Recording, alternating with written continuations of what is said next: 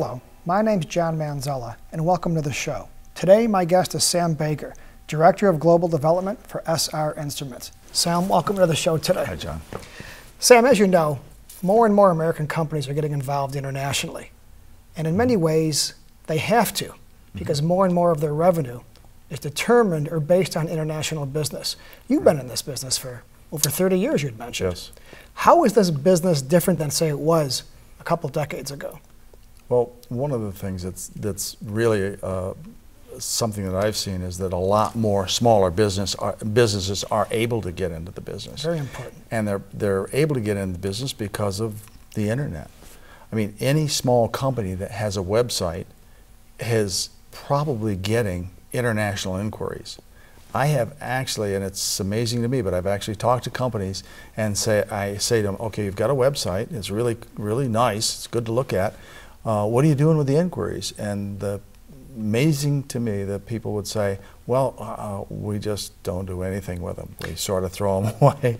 They just don't know what to do. They kind of freeze in like the deer in the headlights. They don't know what to do, and they look at them, and it's foreign language. It's not in it's in English, but it's a foreign place, and they aren't familiar with it, and they just ignore it. Sam, for the small and medium-sized manufacturer that's interested in exporting, how many markets do you suggest they begin entering initially? I would say start with the close ones and maybe the easy ones. Canada, especially Mexico. Canada. I mean, in this part of the world, we don't consider Canada even to be an export market in a lot of cases. Right. Certainly Canada, certainly Mexico, certainly places that are very export friendly. I mean, European markets.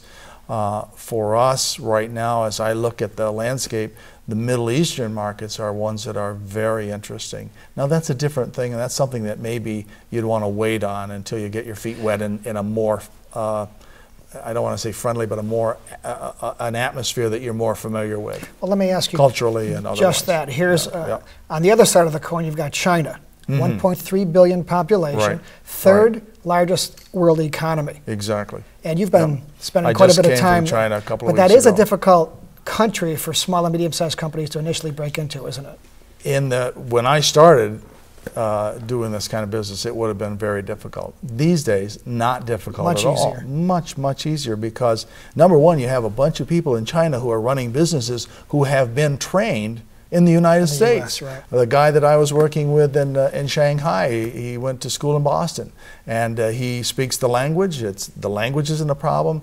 The understanding of U.S. culture isn't a problem. That's another fear that small companies have, is this whole aspect of cultural accommodation. And people have gotten rich writing books about how to deal with certain people, and when in Rome do it, all this kind of stuff. The reality is that the world has gotten a lot smaller in that way. Certainly you have to be aware of cultural things, certainly you have to be aware of languages, but it's not like it used to be at all, because you're dealing with, I have rarely in the last 10 years had to do any work through a translator.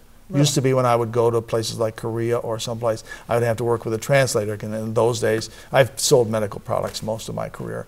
In those days, I would be talking to perhaps a group of nurses or something, and I would have to work through a translator.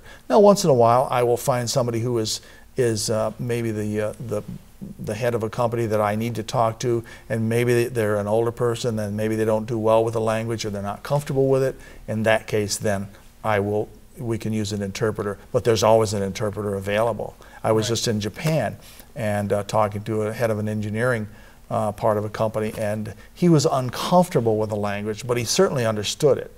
But he brought in one of his young engineers who studied English and spoke fluently, and we just talked that way. Let me ask you, I know a number of small and medium-sized and large companies have a pretty important fear, and that is the fear of intellectual property being stolen. Right. Has that been a problem for your company? From time to time, we have had situations where, not in the current company, because we have so many competitors that we, people are at one scale looks like another one or whatever, but we don't have so many competitors in the OEM part of the business. We have competitors in our regular line. But if a company worries about being copied, then they might as well shut their doors, because sooner or later it's going to happen Sooner or anyway. later it will be copied. Yeah. Now you can go Is to the key just to stay 6 months ahead in terms of your technological development? Yeah.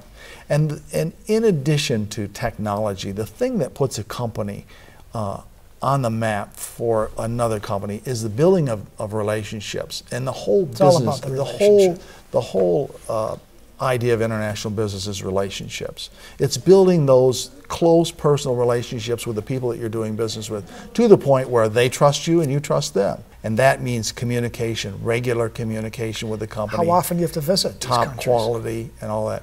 That's a funny thing, because in the 80s and 90s it was, you needed to be there a lot.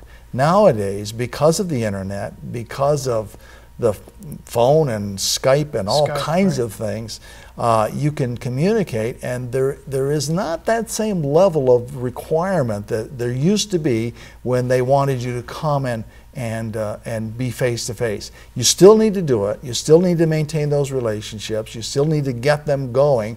One of the best ways that I found to do it for a small company like ours, without a huge budget, is to go to well-known international trade shows. Mm-hmm. Then you can send a notice to all your contacts and say, I'm going to be here, and then you set up a schedule, and at this, the most recent medical show, which is the largest in the world in Dusseldorf, Germany, I met with probably 25 different people over a 4-day period, and we're beginning to do business with at least 5 to 8 of those companies right now, maybe even more coming along the way. In terms of the most difficult country to do business, what would that be? I don't, or particular region of the world? Maybe that's an easier question. Japan has been somewhat difficult. Although I worked for a couple of companies and started their international business. A company that I worked for was, at one time we were doing over $1 million a year in business. I think they're doing far more than that now in Japan. And I actually found it to be quite enjoyable working there, and made some friends there, have managed to keep those friends, and those folks are actually able to help me in getting other business going. Why initially was it so difficult? Initially, was it the cultural initially in Japan, it was the cultural thing. That's changed a lot. The cultural things have changed an awful lot. It's primarily because of the internet, primarily because of the ease of communication has really changed a lot. You always have to be aware of the cultural things and the basics of that, and you want to be, not using slang and not so casual. And I always in any communication, I always address somebody Mr. So-and-so, Miss So-and-so. If you can tell, sometimes you study you can't up even in tell advance that. when you go I to study a in new country? advance, right? And these days too, because of the internet, you can look up and find out numerous things about the companies that you're working with. You can find out, where they do business. Many times I look at companies, I see their distributor list, so I know who they're working with. And in some cases, I can also work with their distributors. That gives me a wide open door to a lot more business than, in the days before the internet, when you had to, ask a lot of questions and get face to face with them and all that. These days, it's a lot easier. What is the one piece or the most important piece of advice you would share with small and medium-sized companies today? Number one, don't be afraid of getting out there, and look in your own area. Almost every place in the United States has a U.S. Department of Commerce, all the major cities. Or, I mean, you don't have to go very far to find a Department of Commerce who has a trade assistant who will come to your company and talk to you and find out, are you ready to export? What do you have that's exportable? All of those things. Take advantage of the sources of help that are available. SBA has got a big program they're trying to help. There are so many programs, and then local trade organizations, world trade organizations. Get involved in those things. Sam, you're a wealth of knowledge, and I appreciate you being on the show today. Thank you very much. Okay, thank you.